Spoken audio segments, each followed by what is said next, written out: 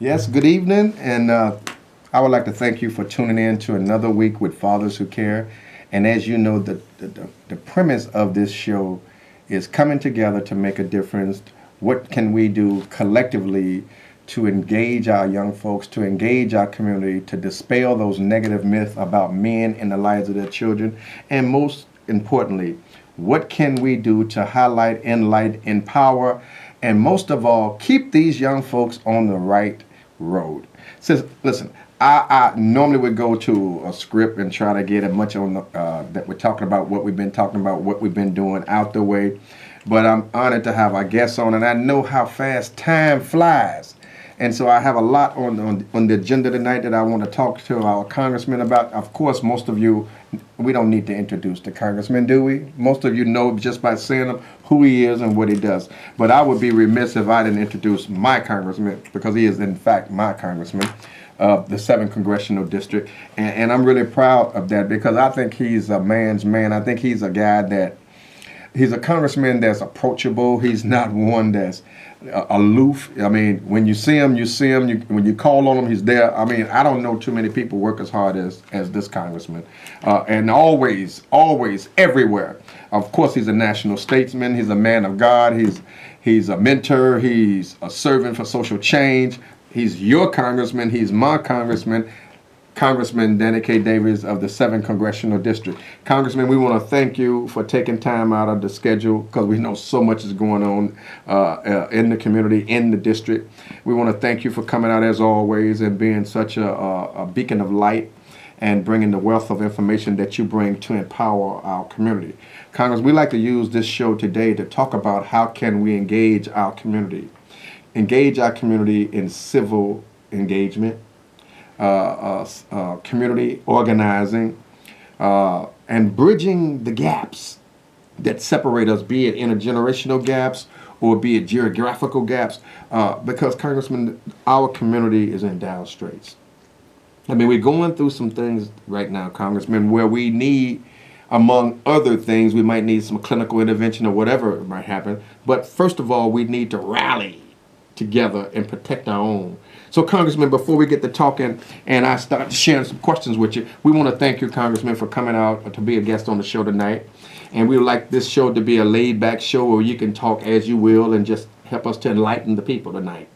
Well, let okay? me first of all just thank you and commend you, Reverend Walter Jones, for the tremendous work that you do. Thank you, Congressman. The time that you spend with young people, mentoring, motivating, stimulating, giving them something to be involved in, something to do, keeping their minds open and alert.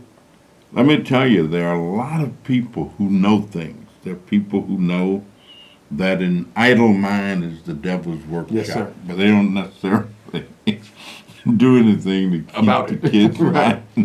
From being idle. Okay. They know that an ounce of prevention is worth much more than a pound of cure, but they don't do much to prevent these negative things from rising up. Mm-hmm. You don't only talk the talk, but you walk the walk. And to have a person like you in our community and in our lives is indeed a blessing. And so I thank you, and I'm delighted to be here. Well, I thank you too, Congressman, and I really appreciate that. But it's really not hard to do the work that I do when I've been mentored or I've been reared around individuals like you. I've been around you for so many years. I mean, you can't do this here faking. It ain't no part-time job, Congressman. Either you in it for real or go sit down somewhere, right? Yeah, you feel it or you don't. And Yeah. if you don't feel it, you don't do it. Right. You know, this has been a tough week for us. Right. We had the funeral of the young 14-year-old Absolutely. Monday, which, I'm there trying to figure out what do I say to 200 or 300 young teenagers and young adults who've lost one of their peers, one of their friends, To senseless only violence. 14 years old. So, Congressman, that's what we want to talk about in part tonight. And I know it's hard, and we don't have all the answers. But Congressman, I'm hoping that as one of our elders in the community and one of our national statesmen, that we can bring the meeting of the minds. And we can let folks know, they might be traumatized, they might be going through some mental illness. We're trying to get them mentally well. Here was a guy who was smart enough to become president of the United States. 14 years old, considered a major gang leader At 14. at 14 by other gangs to the extent that somebody would assassinate him. Now, can you imagine what kind of brain potential he had? Right. At 14. At 14. Then we mourned the loss of a 16-year-old night before last. Right. Shot down, 16-year-old kid, student at Oak Park River Forest High School. Absolutely. One of the top high schools in the nation. Just on the street, not affiliated with any negative stuff at all. A great student, life snuffed out. So, Congressman, you're sharing some of the sentiments of most of us who are out and about in the community, and of course we're not just talking about it as you're not. We're really trying to come to some understanding on what can we do to help to save our children and our communities. I mean, we know that there may be some issues with substances. There might be some issues with mental health. There may be a lot of things going on. But we're trying to let folks know that there's hope, all right? Don't lose hope. Well, you mentioned mental health. The poor lady who came into my office the other day and set herself on fire. In your office? In my office. Who took the hand sanitizer and started to drink it, then took contents from it, rubbed on her clothes and on her body, pulled out a cigarette lighter, set herself on fire, and except for the quick thinking of my staff who were there and a volunteer who had the presence to get the fire extinguisher and help get the fire out, she wouldn't be alive today. She's in the hospital at Stroger Hospital with serious burns. But alive. But alive.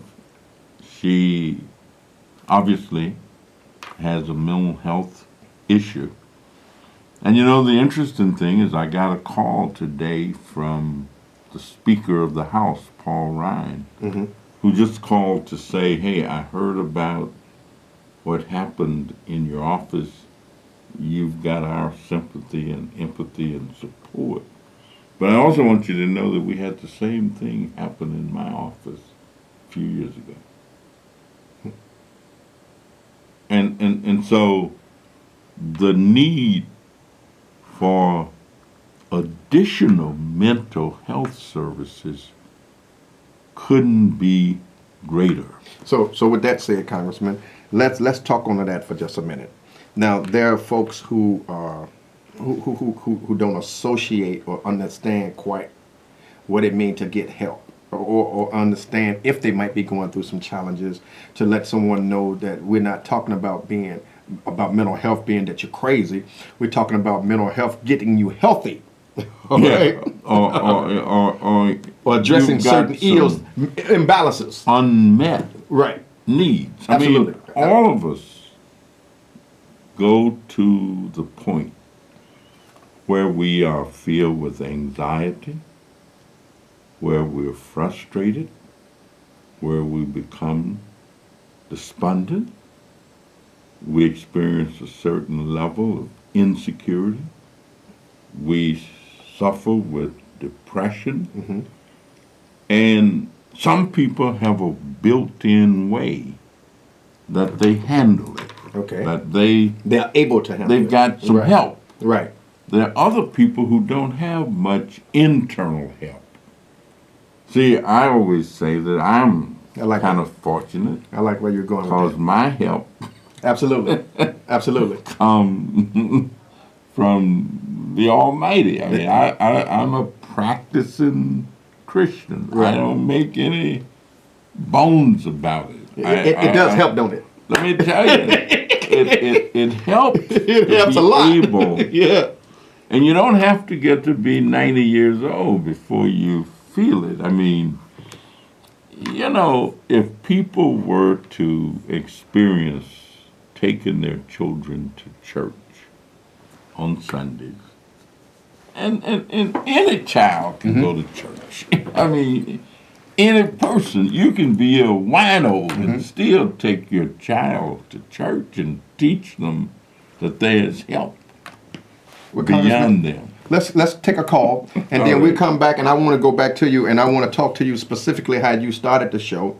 You started the show with talking about this onslaught of senseless violence that's taken out some of our future leaders. So let's see what we can talk about, or how can we engage our community in what we can do as a community to save our children and to save our communities while reducing substance abuse, underage drinking, and senseless violence in our community. What can we do to rally together to protect our babies? Let's take the caller first. Caller, you on air with our Congressman Danny K. Davis of the 7th Congressional District. Your comment or question, please. Yes, good evening. This is Miss Griffin. And, you know, my congressman over there knew my uncle when he was commander over at Stillmore District, George Sims. Oh, you're not kidding. What I'm finding, Congressman, is a lot of our programs that we have cut, we need to bring them back. And I say that from working from human service from the health department. My last job was with the health department. I saw the mental health department going down and down and down and down. There's no shame in sickness, not when we can heal and help. So, Mother, this is what we need to do. We can bring all the jobs on board that we want to, but until we see what the people's real needs and how they are in stability with mentalness, and there's no shame in that. You are so right. Be able to help. Well, listen, Mother Griffin. Keep pointing the fingers at the congressman, the police department, or my good friend, Father Who Cares, and I tell the people on the South Side, he's the best in the city of Chicago. Thank you, Mother Griffin. And I will hang up and listen to your comments. Well, of course, we have the congressman with us tonight. So the congressman going to have an opportunity to talk, to share with you, or to respond to your question. Well, She specifically said about the program cuts. We need additional programs, and then you was talking about mental health. So go back. Oh, I agree with that. Right. We obviously need program. We've made some mistakes in terms of how we handle mental health. And part of it has to do with the inability of people who are mentally ill to lobby as effectively as some other people can lobby. And so we have to do it from them. But she mentioned George Sims, Commander George Sims, one of the top policemen that ever lived in Chicago. Mm-hmm. And I knew Commander Sims when we worked with street gangs, the Vice Lords, the Cobras, the Roman Saints. We had an organization called Bootstrap, which was designed to say that we can help lift these young people up. So this was about civic engagement. Let me tell you. And George had a motto. He was brash, he was cocky, he was a policeman's policeman, and he would say to the young people that we were working with, look at here, I'll do anything in the world for you boys. But if I catch you getting down wrong, nothing will beat you to the police station but the headlights on the car. and just the memory of George Sims, Barry Batson, Leroy Grant, Sergeant McMichael, Eddie Harris, These guys who were all policemen, but they were policemen that the community loved. They were not policemen that people feared. They were Speak to that, Congressman. They were policemen. Barry Batson, for example. Yeah, speak to that. Speak to how can we bridge this gap between community and law enforcement. Well, we got to first of all try and make sure that we get the right people in law enforcement, first of all. There are many young African Americans who just will not go into law enforcement because they don't like what they've seen. We've got to be able to change their opinions about law enforcement. I didn't necessarily like politicians, but that didn't keep me from deciding that if we were going to change how people saw elected officials, rather than standing on the sideline talking about it, I decided that I needed to get into the arena and try and demonstrate that you can be effective, that you don't have to laugh when ain't nothing funny. You don't have to say, yassa boss. You don't have to try and get resources for yourself. Right. That it's a public job, not a private one. You got to function in the public interest. We can demonstrate to young people that the sky really is the limit. But you got to start early. I mean, you can't wait until somebody gets to be 17, 18, 19, or 20 to start teaching concepts that they need to internalize in order to know that there is hope. Okay. You're watching Fathers Who Care. Our guest this evening, obviously, is Congressman Danny K. Davis of the 7th Congressional District. Congressman, I want to talk about something that's coming up on Sunday. We're going to be celebrating something over on the west side at 3333 West Arthington. and we're going to get to that in a minute. But, Congressman, also on that Saturday, in lieu of what you was talking about the little 14-year-old that got killed and the funeral that they had, and then the young girl who went to the revival, a community revival. They shot her, 8 years old. So we're going to be doing a community rally and putting out purple crosses and going through the deleterious hot spots in the neighborhood and praying and bringing folks together and hopefully trying to let folks know that united we stand, divided we fall, and we still have hope. This is still our community, it's still our babies, and men are going to step up, men are going to stand, and we're going to walk through the neighborhoods praying and trusting and loving each other, hugging each other, and taking back the corners, not going out there trying to be confrontational, but going out there as the servants for social change that we are. So we'll be doing that Saturday, September the 3rd at 1 o'clock on the corner of Mayfield and Wabansia. That's Saturday. We'll be doing a rally prayer vigil on Saturday, September the 3rd at 1 o'clock on the corner of Mayfield and Wabansia. Congressman, on the 4th, as soon as I get out of church, I'm shooting right over to this event. There's an event that's going to be held at 3333 West Arthington at the landmark Sears building. And this event is going to be a kickoff to you and your annual birthday celebration. Well, Garfield Major and I. Yeah, me and Garfield, we didn't do one last year. Garfield was sick. But it's an annual event that we normally do. That's right. That's right. It's a way that we kind of shut down the summer and everybody come together. And we want to make sure people don't eat anything before they come. Absolutely. We actually we have a Do Well Fish Market. We'll bring they got a fish frying apparatus that they bring to the site. And they'll be cooking fish. I actually remember that last time. Right there. And it's cooking it, going right into the plate. That's right. On the with spot. mustard and hot sauce, Congressman. Whatever you want. So, Congressman, it's going to be Sunday, September the 4th, right? Yes, indeed. From what time? Well, it starts at 3. It's 3 to 8. Okay. 3 o'clock to 8 o'clock. Now, you said about the food. There's going to be food there. But there's always some entertainment there, right? Plenty of food, plenty of entertainment, everything. But I want to get back to this Saturday activity. in terms of what you and the young people will be doing. Do you know that the same prayer I learned when I was about 3 or 4 years old, I say every night? Every night. Now I lay me down to sleep. I pray the Lord my soul to keep. If I should die before I wake, I pray the Lord my soul to take. Now I learned that when I was 3 or 4 years old. I've gone to schools to talk to kids, and I'll ask them, and they never heard this prayer. They never heard it. Nobody ever taught it to them.